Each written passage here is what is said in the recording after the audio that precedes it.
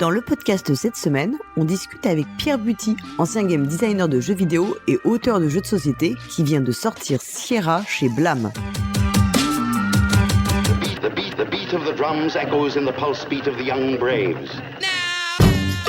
Salut les joueuses, salut les joueurs, je suis Paul Gara et on se retrouve pour une nouvelle interview en direct de Lyon. On est à Octogone et je suis en compagnie de Pierre Buty. Salut Pierre. Salut Paul Gara. Comment vas-tu ? Eh ben écoute, bien, ça va.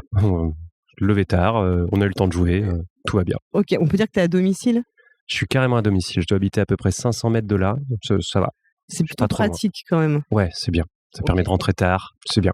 Ça permet de rentrer tard, voilà. Pierre, tu es auteur de jeux ? Oui. On va revenir un peu sur ton parcours de joueur avant, tu nous disais un peu comment tu as découvert le jeu de société. Est-ce que tu jouais enfant ou est-ce que c'est venu plus tard ? Alors, je jouais enfant, effectivement. J'étais dans une famille où mes parents avaient essayé d'introduire des jeux de société assez tôt, parce qu'on est dans une grande fratrie et du coup, c'est une façon de nous occuper tous ensemble. C'était des vieux trucs, hein. C'était du Catan, c'était du Méditerranée, c'était des choses comme ça. C'est pas forcément très diversifié. J'ai découvert vraiment la diversité de ce que le jeu pouvait apporter quand j'ai commencé mes études et où en fait, j'avais trouvé un petit taf saisonnier à jeu des cartes pour les aider pour le rush de Noël et du coup tu rentres là-dedans, Thierry il mettait le catalogue de la boutique entre les mains, il disait bah vas-y apprends ça par cœur et tous les soirs tu ramènes 2 ou 3 jeux chez toi et tu les ponces et puis tu reviens comme ça tu pourras les conseiller aux clients. Donc là ouais ça m'a bien fait monter en niveau, ça m'a fait un peu tomber dans l'ermite on va dire. Et les jeux dont tu as des souvenirs de cette époque-là, c'était qui t'ont vraiment marqué, qui ont été des trucs qui t'ont un peu changé ton regard sur le jeu ou en tout cas qui étaient vraiment suffisamment notables et intéressants pour que tu te dises, parce qu'on va en parler après, tu as fait des études de game design, ouais. Mais tout ça a peut-être participé aussi à ta vocation ? Ça, à l'époque, j'étais beaucoup plus branché jeu de rôle que jeu de société. Ça m'a vraiment ouvert à tout ce qui se faisait à nouveau, mais ça remonte à plus longtemps que j'oserais le lire en direct. Je crois que celui qui m'a le plus marqué de cette période, c'était Castle. C'était Bruno Feduti je crois justement, mais un jeu de placement de complétion de grille avec des personnages dans un château qui se poussaient les uns les autres et celui-là j'y ai rejoué plusieurs fois par plaisir et j'ai fait jouer mes potes. Après il y avait beaucoup d'autres choses du genre la guerre des moutons ou des jeux d'un peu cette période là que ils étaient cool, mais dans le lot de tous les jeux qu'il y avait à jouer, ça se distinguait pas forcément. Mais ouais, je pense que Castle, c'est celui qui m'a laissé le meilleur souvenir. Et tu parlais du jeu de rôle, quel jeu de rôle tu pratiquais ? Alors, j'ai une grosse période vampire, j'ai une grosse période 5 anneaux. Ok. On y jouait au lycée avec des potes et après quand j'ai commencé les études, j'étais plus côté maître de jeu et du coup je faisais jouer beaucoup mes joueurs à vampire.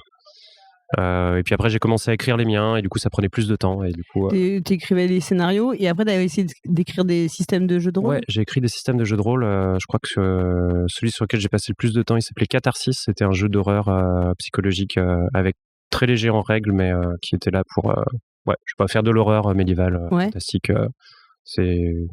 Ça va, j'ai fait 3 ou 4 scénarios avec des copains et puis après la vie, les études, le groupe s'est séparé et puis j'ai peu à peu décroché du jeu de rôle parce que ça devenait compliqué à organiser. Bah oui, en fait quand ta vie étudiante fait que tu déménages régulièrement et il faut à chaque fois recomposer un groupe, il faut retrouver du temps pour ça et quand tu commences à bosser, ça devient de plus en plus compliqué. Puis il y a la vie conjugale et puis voilà. C'est une histoire que tous les rôlistes connaissent. Tous les rôlistes connaissent ça, les contraintes. Et tu refais aujourd'hui encore du jeu de rôle ou plus du tout ? Alors non, plus du tout. Vraiment, j'ai décroché parce que je trouve que c'est beaucoup plus facile dans ma vie actuelle de faire du jeu de société et c'est devenu, ça occupe une place beaucoup plus importante pour moi. Le jeu de rôle, c'est beaucoup de bons souvenirs, mais c'est vrai que je me sens pas l'énergie de réinvestir un nouveau système, de rassembler un groupe, d'essayer de se poser des rendez-vous réguliers. Ouais, voilà, c'est derrière moi. J'y rejouerai sûrement avec plaisir, mais il faudrait que je puisse dégager le temps pour, quoi. Je le disais en introduction, donc tu es auteur de jeux aujourd'hui à 100%. C'est vraiment ton activité professionnelle principale. C'est ça. Mais avant, tu avais des études de game design et tu as travaillé dans le jeu vidéo. C'est ça. Donc, qu'est-ce qui a, au moment où, puisque tu étais déjà joueur de jeux de société, de jeux de rôle, qu'est-ce qui a fait à un moment que tu as plutôt bifurqué dans le game design de jeux vidéo ? Parce que c'était possible de gagner sa vie avec. À l'époque, c'était vraiment ça l'argument. Je voulais faire du jeu de rôle, mais j'avais fait un stage au 7e cercle, qui déjà à l'époque me disait le jeu de rôle on adore, mais nous ce qui nous fait gagner de l'argent c'est le jeu de société. parce qu'ils avaient la double maison d'édition 7e Cercle et Neko Entertainment, qui était une branche où ils essaient de commencer un peu du jeu de plateau. Au final, ils sont pas vraiment continués dans cette direction-là. Et clairement, à l'époque, ça se dégageait déjà vraiment que si tu veux vraiment gagner ta vie en faisant du jeu, en fait, il faut faire du jeu vidéo parce qu'il y a une véritable industrie derrière, il y a des salaires qui tombent, il y a une masse d'employés qui font vraiment carrière dedans. Et il y a du chiffre d'affaires derrière qui rentre vraiment. Et il y a du chiffre d'affaires qui rentre vraiment, ce qui n'est pas du tout le cas du jeu de société, encore moins du jeu de rôle à l'époque. Donc je me disais, ok, je vais rester dans un truc un peu périphérique, je vais m'orienter vers le jeu vidéo parce que je peux faire carrière dedans, et ça me laissera dans un environnement avec des gens, avec des passionnés, avec des gens qui ont une culture commune en fait. Mais en fait, t'avais vraiment l'envie de rester dans la sphère ludique. Ouais. Et après, t'as fait des choix aussi qui étaient des choix pragmatiques finalement. Un peu, oui. En fait, j'avais envie de créer des choses de façon un peu indifférenciée. Je voulais, à l'époque, je voulais aussi être écrivain, je voulais être comédien, je voulais faire plein de choses. Ça a été un mix de choix pragmatiques et de où est-ce que je prenais le plus de plaisir avec mes potes à passer du temps. J'écris plus de la fiction moi-même parce qu'en fait je trouve que comparé à créer des jeux et à les tester avec ses copains, en fait c'est très solitaire. Et du coup voilà, c'était un mélange entre où est-ce qu'il y a le plus d'argent à se faire et où est-ce que je peux passer le plus de temps à m'amuser avec mes copains en fait. Ok, et t'étais fan de jeux vidéo quand même, j'imagine? Alors j'aimais beaucoup les jeux vidéo, je peux pas dire que j'étais fan à la mesure de mes collègues d'école à ce moment-là qui eux étaient archi fans de jeux vidéo depuis qu'ils avaient 5 ou 6 ans. Moi, dans ma famille, le jeu vidéo, c'était très mal vu. Donc, je suis rentré dedans petit à petit quand j'étais étudiant. Je trouve ça hyper intéressant. Mais j'avais pas une culture et une passion profondément enracinée. Et je pense que c'est une des raisons qui font que j'ai fini par quitter le milieu. Ouais. Parce que ça me tenait moins à cœur que d'autres gens qui vivent vraiment pour ça, quoi. Donc, tu fais des études de game design. Rapidement, qu'est-ce que tu apprends qu'est-ce qu'on apprend dans une école de game design? Alors, les écoles de game design, c'est des écoles de game design pour jeux vidéo. Pour l'instant, il n'y a pas vraiment de formation à être game designer de jeux de société. Donc, il y a tout un ensemble du corpus qui est un aperçu technique des différents métiers nécessaires pour faire un jeu vidéo. Donc, on a des bases de modélisation 3D, on a des bases de coding, on a des bases d'expérience utilisateur ou de conception sonore ou des choses comme ça, ne serait-ce que pour pouvoir parler aux autres professionnels avec qui on va collaborer. Et après, il y a, en plus de tous les trucs un peu transversaux, genre tu vas apprendre à rédiger des trucs, tu vas apprendre de l'anglais, tu vas apprendre de la culture historique, enfin voilà, des trucs un peu normaux pour quelqu'un qui fait des études supérieures. T'as tout ce qui est culture ludique ou culture vidéoludique, pour être plus précis. Et tu vas avoir les bases du game design, c'est-à-dire en gros la psychologie des joueurs appliquée à la conception de jeux vidéo. Ça va être qu'est-ce qui se passe dans la tête d'un joueur lorsqu'il joue et du coup qu'est-ce qui est important à mettre dans un jeu pour qu'il ressente ça. Ça peut être des cas de figure très connus. Tout à l'heure sur Fearing on parlait de kingmaking ou de kingbashing qui n'était pas possible. Typiquement le kingbashing ou le kingmaking, c'est des cas problématiques qui sont connus dès qu'on fait un petit peu de jeu. En fait, c'est des patterns qu'on voit très souvent. Tu peux expliquer juste les notions rapidement? Ouais, alors le kingmaking, c'est lorsque tu as l'impression de plus pouvoir gagner, mais que du coup, les actions que tu vas faire vont permettre à un autre joueur de gagner ou de perdre. Parce que tu vas taper dans ses munitions, ou tu vas taper dans ses ressources pour le contrarier, et du coup ça va lui faire perdre la partie, et ça crée un ressenti négatif à la fois pour toi parce que tu n'as plus l'impression de pouvoir gagner, et à la fois pour lui parce qu'il a l'impression qu'il a perdu de façon injuste. Et ça c'est le genre de sensation qu'on t'explique qu'il faut mieux éviter dans un jeu. Ouais, globalement il vaut mieux éviter parce que ça crée une mauvaise ambiance autour de la table. Donc le kingmaking, c'est la capacité de faire donner la victoire à quelqu'un. Et le kingbashing, c'est un truc qui est très proche, c'est lorsqu'un joueur commence à gagner, en fait toute la table va se retourner contre lui et s'acharner contre lui, et il a l'impression en fait de pouvoir plus rien faire et que c'est très désagréable aussi. Donc contre ces trucs-là, il y a un certain nombre de réponses, disons traditionnelles. Une des réponses les plus classiques, c'est de cacher l'état de victoire de chaque joueur. Donc si par exemple les points de victoire sont dissimulés, on ne sait pas vers qui il faut se retourner. On peut en avoir une intuition, mais on n'a pas une réponse. Donc en fait, c'est d'apporter des solutions mécaniques. C'est ça. À des comportements, en tout cas, ou des ressorts psychologiques des joueurs et joueuses autour de la table que tu vas essayer de tempérer par des aspects mécaniques, en fait, c'est ça? C'est ça. En fait, c'est le game design, c'est vraiment réussir à susciter des comportements ou des ressentis à partir de mécaniques que tu fais rentrer dans le jeu. Et du coup, il faut avoir une bonne compréhension de déjà, c'est quoi les ressentis qui peuvent avoir lieu lors d'une partie pour voir qu'est-ce qu'on a envie de faire ou qu'est-ce qu'on a envie de pas faire. Et ces ressentis, une bonne compréhension de ces ressentis sont produits par quelle dynamique dans la partie. Et du coup, comment est-ce que tu génères ou tu empêches une dynamique qui peut s'avérer nocive. Ouais, on en reparlera peut-être un peu plus après.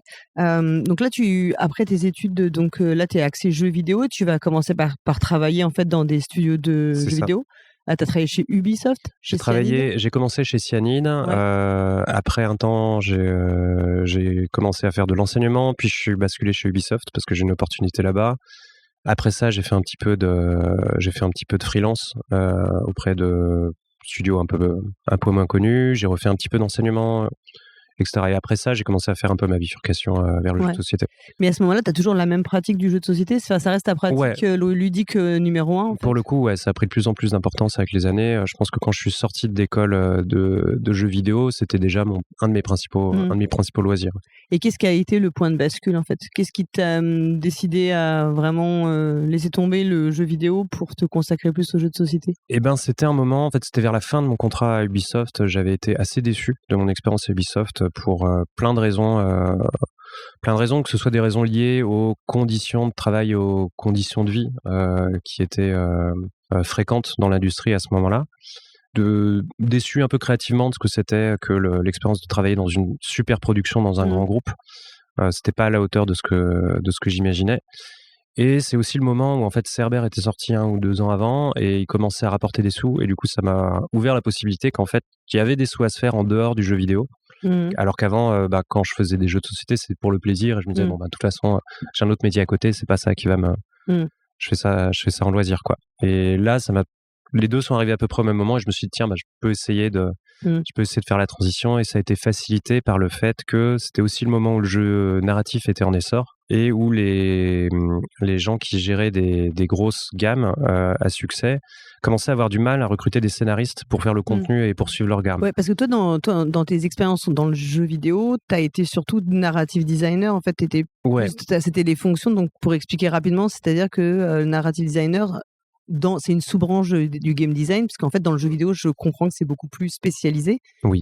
Et que dans le narrative designer, c'est celui qui va vérifier que ce qui se passe dans le jeu, le récit a un sens et a une cohérence. C'est ça, c'est celui qui est responsable de transmettre aux joueurs la narration qui est prévue par les auteurs du jeu, enfin par les directeurs, on va dire ça comme ça.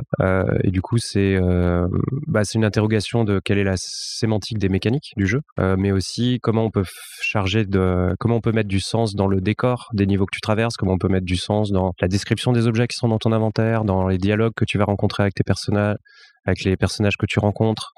En fait, il y a énormément de canaux différents par lesquels tu peux créer un sens narratif, et du coup le narrative designer est là pour voir comment on fait passer ça, comment on équilibre les deux, est-ce qu'on veut le moins de texte possible et du coup qu'une communication visuelle, est-ce que le texte nous gêne pas et du coup on va faire des dialogues très cinématiques, etc. Et on va voir que dans des créations de jeux de société, on retrouve cette fibre narrative designer, parce que il y a beaucoup de jeux sur lesquels tu as travaillé où tu avais un peu cette même fonction. On en reparlera après. Mais en fait, là, quand tu passes au jeu de société, quand tu es auteur de jeu, d'ailleurs, on dit pas, en français, on dit pas game designer, on dit encore auteur. Et voilà, d'ailleurs, c'est une vraie question, parce que les Américains, les Anglo-Saxons, eux, ils disent game designer pour les auteurs de jeux. Là, c'est un rôle beaucoup plus polyvalent, parce que tu as moins cette spécialisation. Souvent, l'auteur, il est beaucoup plus. Quand toi, tu travailles à un jeu vidéo, tu es intégré dans une équipe. Ouais. Là, tu te retrouves auteur de jeu, tu es seul. En fait, souvent, tu es seul, ou peut-être tu as un co-auteur, mais c'est pas du tout le même travail d'équipe que j'imagine que tu connaissais dans les studios de jeux vidéo. Ouais, ça, c'est très différent. Et c'est aussi une des raisons pour laquelle je suis parti vers l'autorat, parce que c'est une façon de travailler qui me correspondait beaucoup plus. Plus de liberté ? Oui, c'est ça, beaucoup plus de liberté, et puis surtout plus de responsabilité sur le projet. Quand tu travailles dans un jeu vidéo, enfin dans la majorité des cas, à part si tu as des années d'expérience derrière toi et que tu as une haute fonction dans ton studio, en vrai, tu décides pas le jeu sur lequel tu vas travailler et ce qui va se passer dedans. Tu es un technicien et tu es là pour développer les mécaniques qui correspondent à la vision de tes directeurs. Quand tu es auteur de jeux de société, c'est toi le directeur dès le début. Donc en fait, tu fais tout et c'est toi qui es responsable de où est-ce que ton projet il va aller. Mais tu travailles quand même avec l'éditeur. Je travaille avec l'éditeur, mais l'éditeur, il accepte le jeu tel que tu lui présentes, c'est-à-dire que la direction est déjà donnée, qu'est-ce que tu veux produire avec, c'est déjà donné, à part si il y a toujours des histoires de projets atypiques, mais en général, il a une assez bonne vision d'où le jeu va lorsqu'il décide de le prendre ou pas. Donc tout le travail qui a eu lieu en amont, c'est vraiment t'es seul maître à bord, quoi. Tes premiers jeux, tu les as créés, t'étais encore salarié, je comprends. Donc il y a Sol que t'as fait chez Alors il y a Ketchup. Sol que j'ai fait chez Ketchup. À ce moment-là, j'étais au chômage, je crois, quand j'ai vraiment développé Sol. Mais oui, quand Ketchup, quand il est sorti, j'étais salarié, j'étais prof à ce moment-là. Ok. Et il y a Cerber aussi. Et Cerber est sorti quelques années après. Donc quand Cerber est sorti, j'étais déjà en train d'employer chez Ubisoft. Tu disais que c'était le succès de Cerber qui avait permis aussi à un moment de faire le grand saut, quoi. Ouais, c'est ça. Alors après, il y a toujours ce décalage de calendrier, c'est-à-dire qu'on développe un jeu de société au moment où on a le temps, donc très souvent quand on est au chômage ou qu'on travaille à mi-temps. Et puis après, il sort à un autre moment, donc là où on est moins sollicité. Donc ça a vraiment coïncidé que je travaillais chez Ubisoft à ce moment-là et Cerber est sorti, donc ça faisait un double revenu. Donc cette année-là, c'était c'était incroyable. Et les sous tombent encore un petit peu en décalé derrière. Oui, avec les droits d'auteur qui tombent. Et est-ce que tu as l'impression d'avoir mis de ton expérience dans le jeu vidéo dans ces jeux-là, particulièrement ou pas? Alors dans ces jeux-là, pas forcément, parce que Sol est... Peut-être que de façon très intangible, il y a des compétences qui se transfèrent, des compétences de level design, des compétences d'ergonomie ou de trucs comme ça, mais c'était pas consciemment, c'était pas le cas. Sol et Cerber, ça reste des jeux qui sont très systémiques et qui ont une syntaxe très propre aux jeux de société parce que qui se base beaucoup sur la relation qu'il y a autour de la table avec tes coéquipiers ou avec les gens. Moi, j'ai noté que c'était quand même deux jeux qui étaient semi-coopératifs, où il y a quand même une forme de coopération. Ouais. Et c'est quelque chose que je trouve qu'on retrouve dans plusieurs de tes créations, cette idée-là on va avoir besoin de s'entraider, même si à la fin on gagnera tout seul, mais on peut pas faire fi des autres. En fait, on peut pas complètement, jouer tout seul dans son coin. On peut pas se contenter de ça. On est obligé à un moment de se raccrocher aux autres pour devenir plus fort. Je sais pas si c'est quelque chose sur lequel tu avais déjà réfléchi avant. Enfin, le fait qu'on retrouve ça dans plusieurs de tes jeux. Parce qu'il y a Sierra là qui sort où c'est exactement aussi cette idée-là quand même. Alors, j'y réfléchis pas forcément en amont, mais j'y réfléchissais au fur et à mesure. Enfin, c'est une réflexion qui s'est construite avec les années. Sol, à la base, c'était un jeu d'équipe, d'affrontement d'équipe contre équipe. Donc, tu jouais avec les autres dans le but avoué de battre l'équipe d'en face. Mais ça permettait de jouer à beaucoup autour de la table et c'était ça mon objectif à l'époque, c'était de faire un jeu où on pouvait jouer à beaucoup et qui soit pas un party game. Parce que, autre problème très connu des joueurs, quand je fais une soirée de jeux de société, j'envoie des invitations ouvertes et puis on se retrouve souvent trop nombreux pour ouvrir un jeu intéressant. Et du coup, je voulais un peu compléter ce manque-là. Et c'est quelque chose qui m'a pas mal accompagné parce que finalement, mes 3 premiers jeux, ils se jouent 7 à 8, enfin toujours dans ces gammes-là, quoi. Et quand tu as autant de joueurs autour de la table, tu te poses la question, qu'est-ce que je peux faire pour que les interactions soient un peu intéressantes? Et le free-for-all, la compétition acharnée, en général, à autant de joueurs, ça donne un chaos ingérable. Donc, c'est plus simple si tu structures un petit peu les relations. Alors, soit tu t'individualises complètement, comme tu parallélises, comme un Seven Wonders le fait, par exemple, où chacun joue dans son coin avec ses 2 voisins et c'est tout. Soit tu cherches d'autres structures. Donc, Sol, c'était du genre une équipe contre une équipe. Cerber, c'était la semi-coopération totale où tout le monde essaye de s'entraider ou de se trahir et du coup, les alliances sont un peu mouvantes. Donc, ça devient un jeu de diplomatie quelque part. Et Sierra, c'est structuré. Là, tu joues en petits binômes. Donc, il y a plein de petits binômes autour de la table qui jouent pratiquement exclusivement à l'intérieur de leur équipe et qui ont quelques interactions plus auxiliaires avec leurs voisins directs, quoi.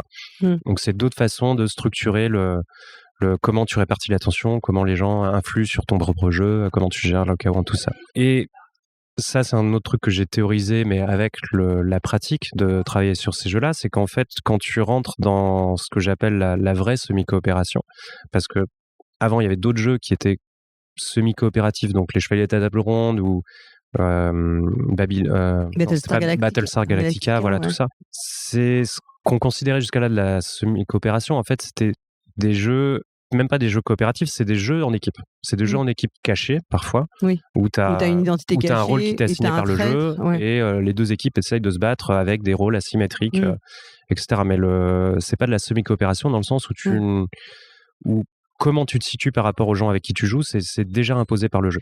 Il n'y a pas de flou là-dessus. Je suis assez d'accord avec toi que c'est pas du tout la même sensation. Les jeux, je vais dire une terminologie un peu générique, mais les jeux où on peut trahir, où la trahison fait partie intégrante du jeu, c'est très différent les sensations où c'est le jeu qui t'impose de trahir parce qu'il te donne un rôle caché, comme dans Battlestar Galactica, où de toute façon, en vrai, c'est pas de là que tu coopères pas. Toi, tu ne sers que les autres ne savent pas que tu coopères pas. C'est la différence. Et les jeux où ça t'est laissé à ton appréciation personnelle de savoir comment tu vas gérer la trahison, enfin une trahison qui n'est que potentielle. Enfin, tu peux très bien aussi choisir de jouer différemment. C'est ça. Peut-être que tu gagneras pas. Après, ça, c'est un autre. Mais je trouve que c'est pas du tout la même sensation. Les jeux où c'est le jeu qui te l'impose et les jeux où c'est laissé finalement à la libre appréciation des joueuses. Bah oui, et du coup, je trouve que ça ouvre une dimension hyper intéressante, que le rôle de chaque joueur dans la partie est interprétable en fait. Il n'est pas imposé par les règles. C'est chacun qui peut, en conscience, choisir de moi j'ai envie d'être un enfoiré, moi j'ai envie d'être super sympa et d'aider mes potes jusqu'à la mort, moi je vais là où le vent souffle, etc. Et vraiment, tu as cette sensation que, en fonction des gens avec qui tu joues, la partie va pas du tout se dérouler de la même façon, parce que chacun apporte à la table un petit peu ses valeurs et sa façon d'être au sein de la partie. Et je me disais aussi, parce qu'on avait eu une discussion où tu m'avais parlé en fait des profils des joueuses et joueurs en fonction de leur motivation. Ouais. Est-ce que finalement, quand tu crées des jeux semi-coop comme ceci où c'est assez ouvert, l'idée c'est aussi de pouvoir laisser à chaque profil différent la possibilité de s'exprimer?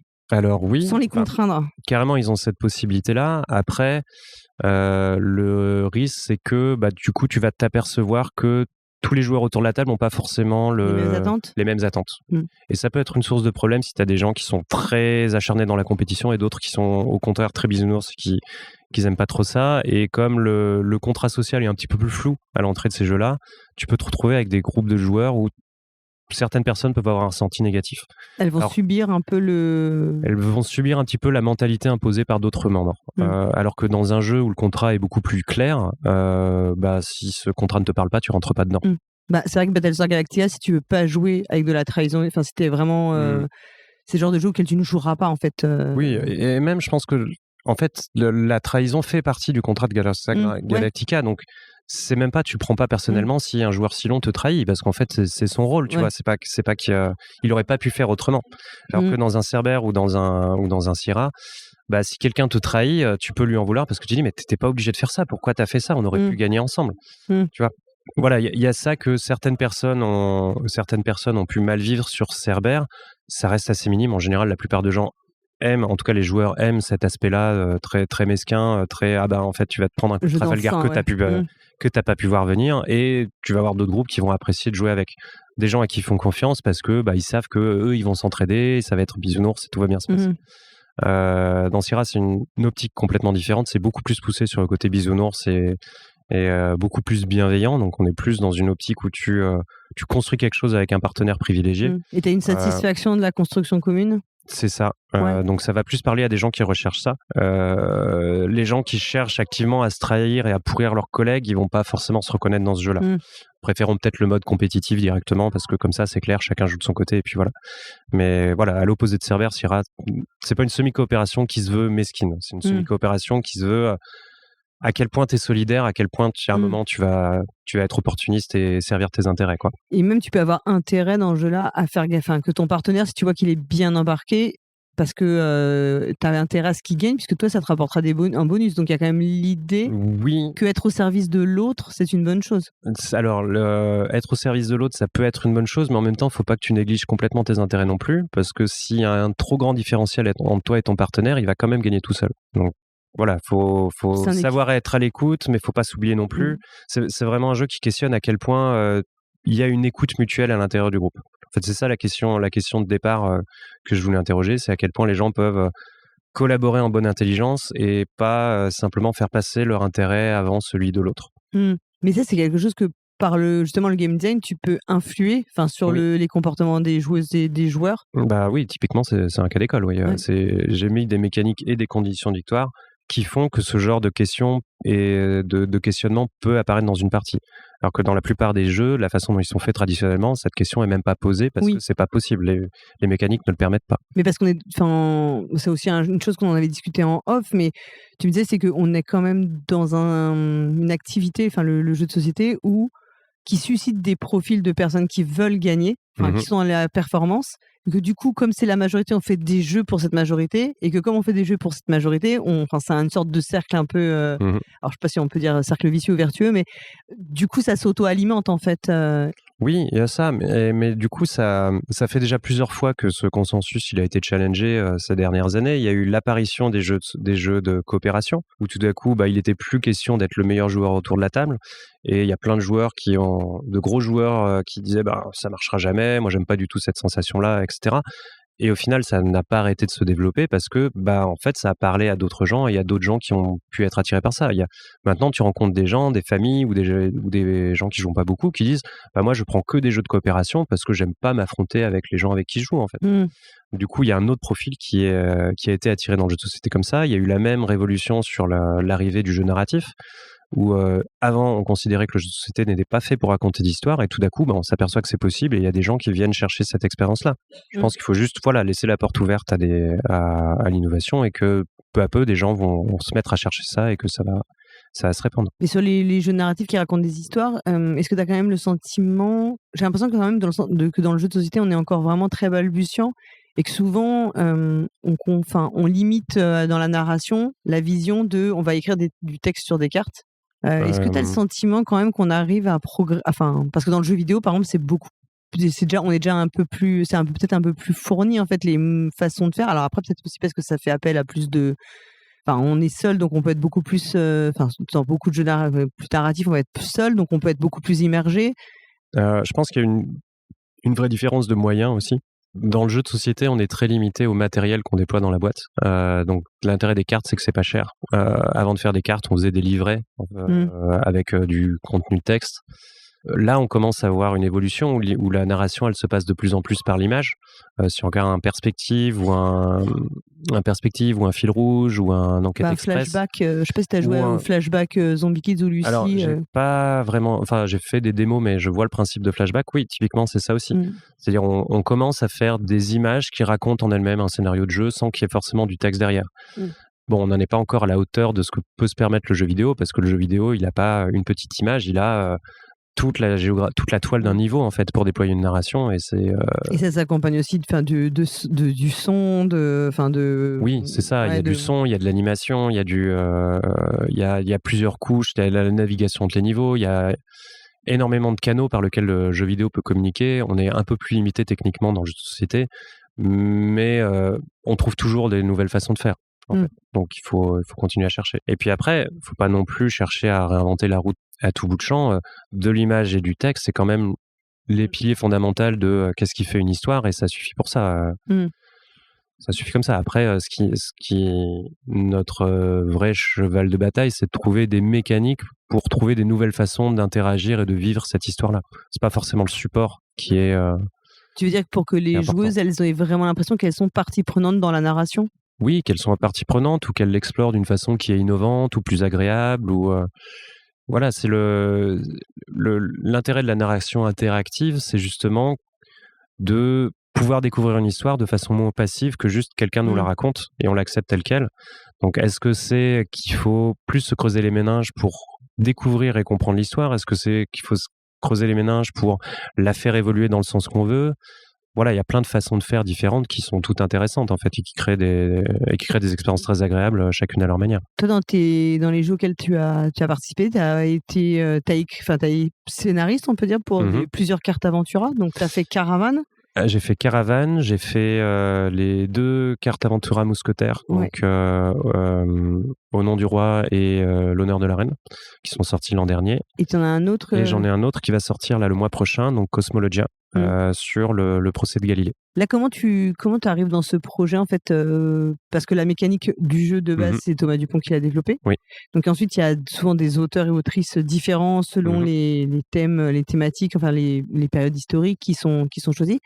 Toi, comment tu rentres dans ce projet ? Alors, je suis rentré dans le projet parce que j'ai été invité par Simon de Blâme, qui m'a invité parce qu'il savait que j'étais déjà scénariste pour les Chronicle of Crime, qui était sorti l'année d'avant. Et j'avais été invité dans Chronicle of Crime parce que j'étais narrative designer pour le jeu vidéo et que l'auteur de Chronicle of Crime était David Sicurel et producteur dans le jeu vidéo en fait. Donc on s'était rencontrés à Essen. Il avait vu que j'étais disponible, j'avais le skill set qu'il lui fallait pour continuer sa série. Du coup, il m'a proposé de continuer à travailler avec lui. Tu avais travaillé sur la boîte 1400. 1400, où tu avais fait les scénarios, dont un dont je te remercie pas, puisque il a traumatisé ma mère, puisque on n'a pas très bien joué. On a laissé pendre un innocent, je crois, et on s'en est pas remise. Oui, mais du coup, vous en souvenez, vous en parlez encore, donc c'était une expérience marquante. Donc mais je peux m'en totalement. remercier. Mais en fait, voilà, non, en vrai, moi je t'en remercie parce que c'est rare d'avoir des jeux où et même le reste de l'enquête, je me souviens plus, mais ce point-là, on s'en souvient et on a été marqué moralement en fait de notre. En fait, on a voulu rusher l'enquête principale, on a réussi, sauf ce point-là. Et oui, effectivement, ça nous a plus marqué, ce qui est assez rare quand même. Très bien, j'en suis très content.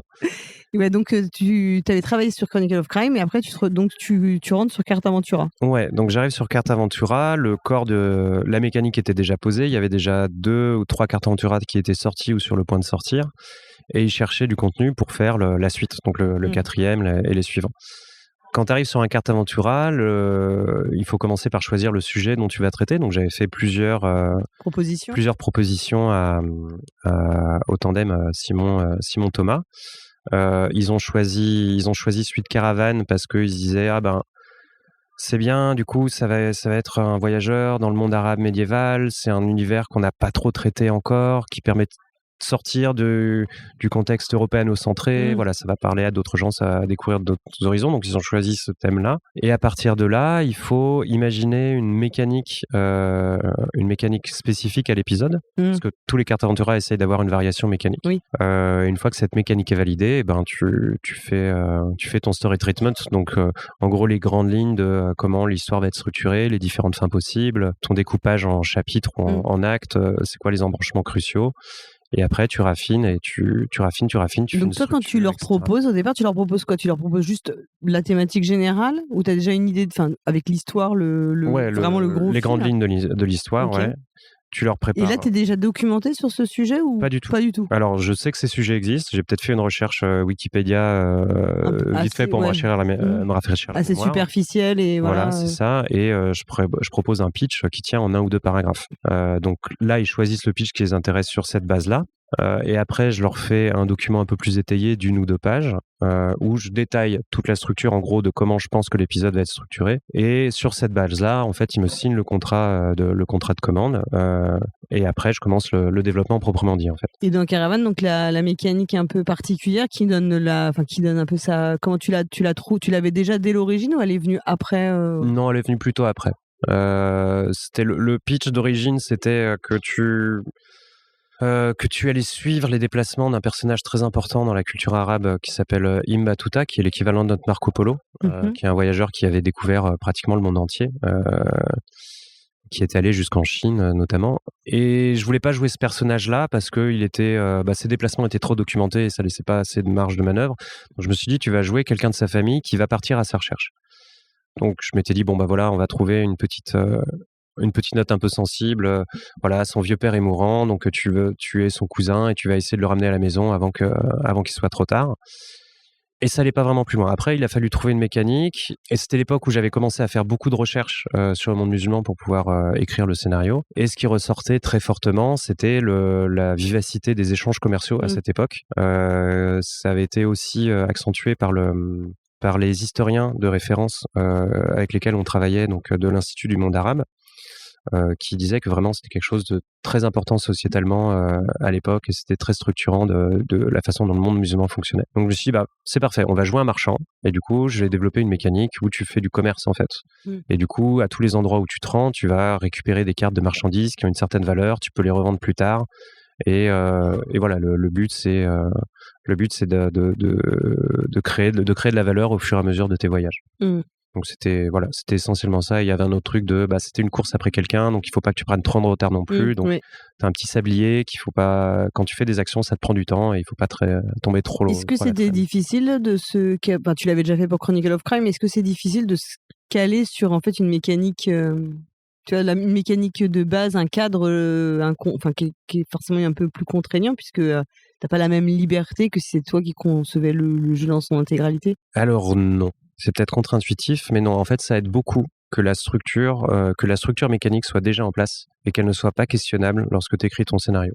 En fait, ça t'enlève beaucoup de questions et de zones de flou dans ta tête. Tu dis, mes contraintes, c'est ça, et du coup, qu'est-ce que je peux raconter avec? Et c'est le métier de narrative designer de justement proposer une histoire qui va rentrer dans ce cadre-là. Et ça a toujours été... Enfin, moi, j'ai toujours trouvé ça très simple, mais aussi c'est parce que j'ai de l'expérience professionnelle spécifiquement là-dedans, m'approprier un système mécanique et raconter une histoire dedans. Quand je travaille moi sur des gammes de jeux narratifs où c'est pas encore fait, où j'invente le système et j'écris des scénarios pour, et ben en fait c'est beaucoup plus flou. Et du coup c'est beaucoup plus laborieux parce que tu sais pas exactement quels sont les points forts et les faiblesses du système.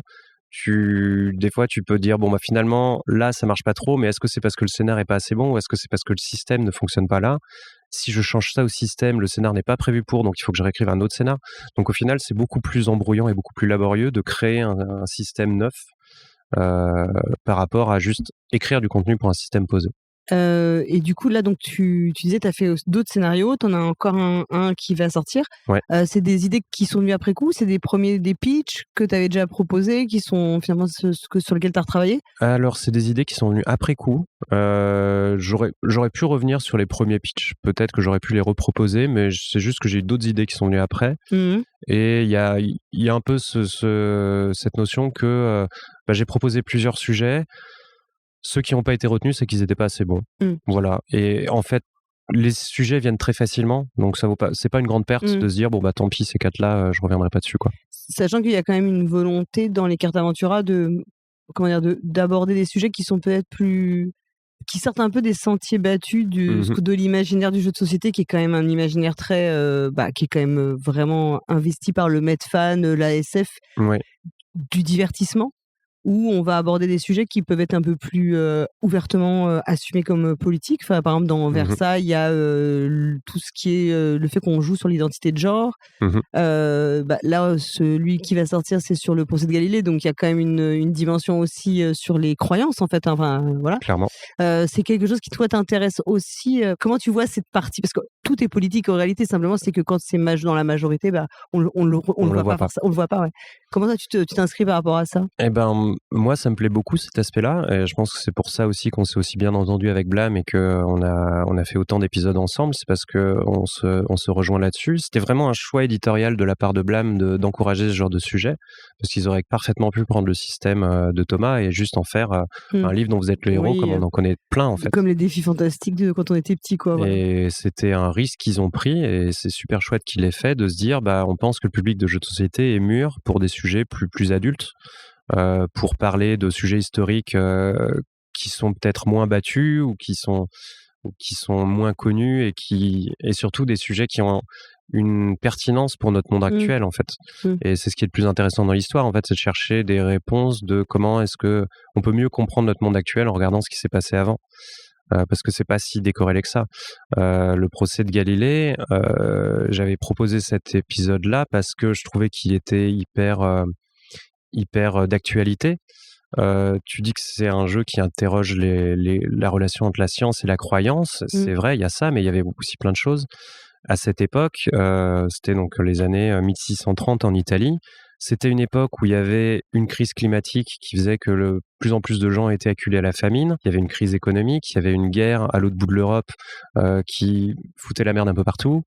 On se relevait d'une pandémie mondiale de peste. Enfin voilà, en fait, il y avait tellement de choses qui ressemblaient à l'année 2022 où j'ai écrit ce scénario que je me suis dit, mais en fait, ça va parler à plein de gens quand je mettrai ça dans le scénario, en fait.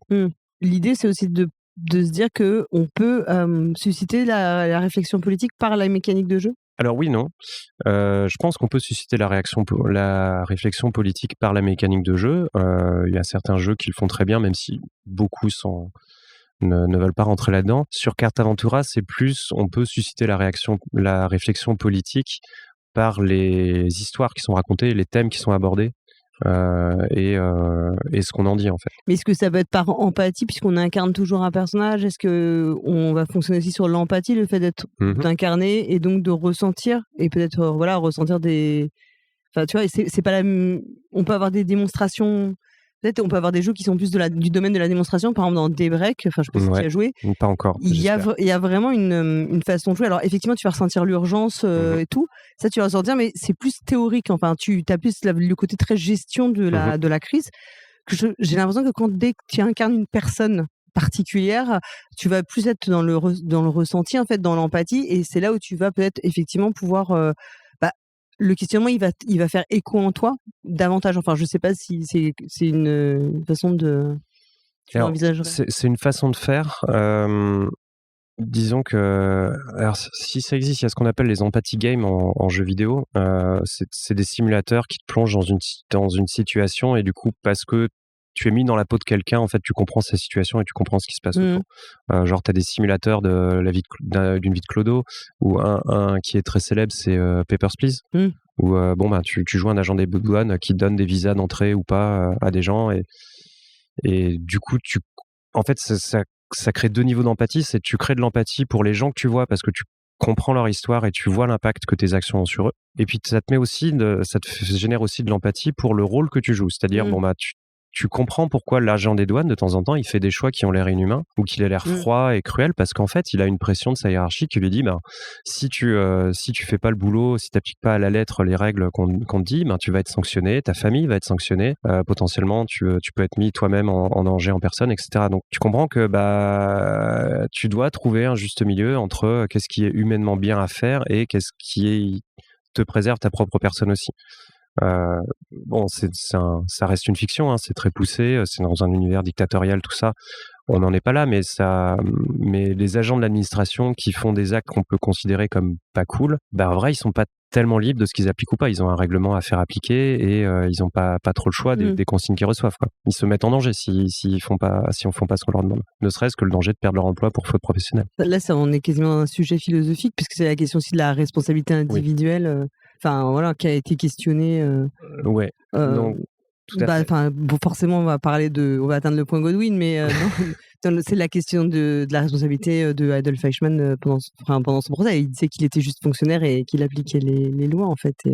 Oui, après, à quel point il les appliquait, à quel point il l'aidait à les façonner aussi. Mais oui, c'est une question philosophique. À quel point sa responsabilité aurait été de juste s'en opposer ou subvertir le système comme d'autres ont pu le faire. C'est une question très large et je ne vais pas dire que j'ai la réponse.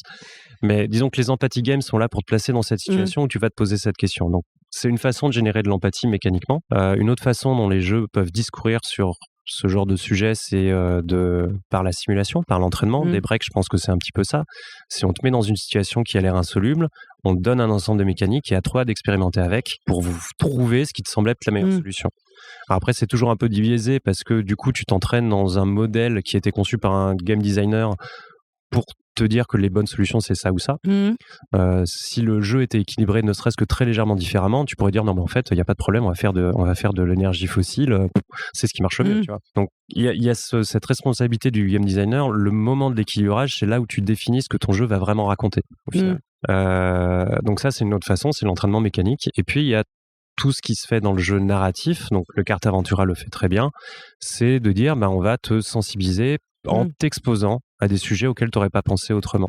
Voilà, tu es parti dans une aventure et dans cette aventure, tu as rencontré des gens qui sont là et qui vivent ça et du coup, comment tu te positionnes par rapport à ça? Qu'est-ce que ça te fait ressentir? C'est plus comme si c'était le témoignage qui faisait, comme si c'était un peu l'apprentissage par le témoignage d'autrui qui va sensibiliser.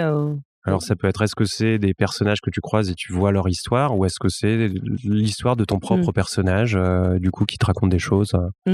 Sur Versailles, pour le coup, c'était Julie Dominique, qui était transgenre et qui, du coup, qu'est-ce que ça fait d'être transgenre à cette époque? Travesti, clairement, et tout ce qui est dans l'histoire, d'ailleurs, et sa vraie vie. Je crois que Peggy Chesnel expliquait qu'elle n'avait rien eu besoin d'inventer de très romanesque. En fait, tout était dans la vie de vraie vie. La réalité dépasse la fiction, des fois, quoi. C'est assez fascinant quand tu fais de la recherche historique parce que tu t'intéresses qu'à des gens qui ont une vie absolument dingue et tu dis mais on aurait voulu l'inventer, on n'aurait pas pu faire mieux, quoi. Tu as d'autres idées encore pour des cartes Aventura aujourd'hui? Alors j'ai d'autres idées, oui, il y a d'autres propositions qui avaient été abordées. La question c'est est-ce que je vais les faire ou pas? Est-ce que c'est très pertinent de continuer à développer cette gamme? Est-ce qu'il n'y a pas déjà trop de scénar en préparation? Est-ce que moi je préfère pas passer sur autre chose un peu parce que mine de rien ça reste un gros gouffre en temps. Là j'ai quand même passé le plus clair des 3 ou 4 dernières années à bosser sur Carte Aventura. J'allais te demander combien de temps pour concevoir un... En général, je réponds qu'un Carte Aventura de la série classique, c'est 3 mois de travail à temps plein. Il y a à peu près 1 mois de recherche bibliographique et 2 mois de vraiment conception et écriture du scénario. Et après, comme c'est du travail d'auteur, en fait, c'est du temps qui s'effiloche plus. Donc, au final, ça te prend entre le moment où tu commences et le moment où tu livres le scénario, il se passe au moins 1 an. Sur lequel tu passes un quart de temps, un mi-temps, ça dépend de la période, quoi. Et tu as peut-être aussi envie de passer à autre chose, pas parce que le projet n'est pas intéressant, mais parce que peut-être aussi c'est important d'un moment de d'accepter de clore l'histoire, puis ça te libère du temps aussi pour. Oui, il y a ça, aussi. Alors, je sais pas s'il y a vraiment une envie de clore l'histoire, parce que c'est une histoire qui est chouette, mais en tout cas de prendre un pas de côté, de respirer un peu et de faire autre chose. Parce que ce que je m'aperçois, c'est que depuis que j'ai commencé à faire du jeu narratif, mes projets de jeu plus systémiques avancent très très peu. Ouais. Parce que voilà, c'est le temps, c'est une ressource. Est-ce que tu la mets là? Est-ce que tu la mets là? Ouais. Et le jeu narratif, ça prend beaucoup de temps. Ouais. Donc, je pense même que ça prend énormément de temps par rapport si on faisait un retour sur investissement, je pense que c'est peut-être même c'est plus de temps en fait pour arriver à. Ouais. Alors c'est un problème pour beaucoup de séries, effectivement. Ouais. C'est que ça prend beaucoup d'efforts, donc beaucoup de travail pour créer du contenu. Et vu que maintenant il y a de plus en plus de compétition sur le jeu narratif, ce contenu est de moins en moins rémunéré. Donc ça pose beaucoup de questions sur la durabilité d'un certain nombre de séries. Alors après, il y a d'autres solutions, il y a d'autres façons de faire. Il y a plein de jeux narratifs qui misent sur le fait que ils vont créer une expérience forte autour d'un petit contenu. Et du coup, c'est plus facilement rentabilisé, cette partie-là.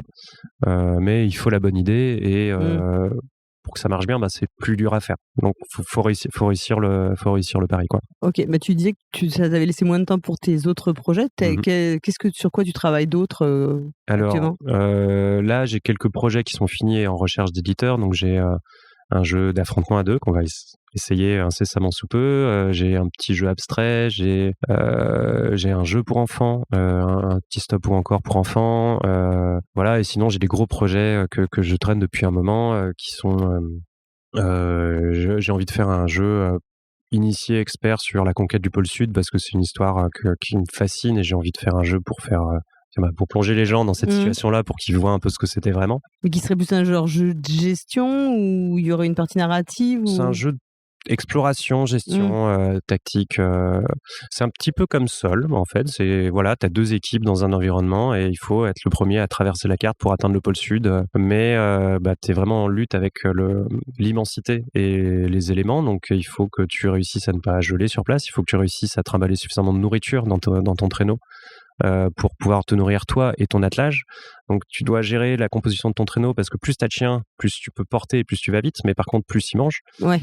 Donc comment tu fais ? À quel moment tu dis en fait là c'est plus intéressant que je me mette à manger mes chiens, comme ça ils t'apprennent moins dans le stock de nourriture.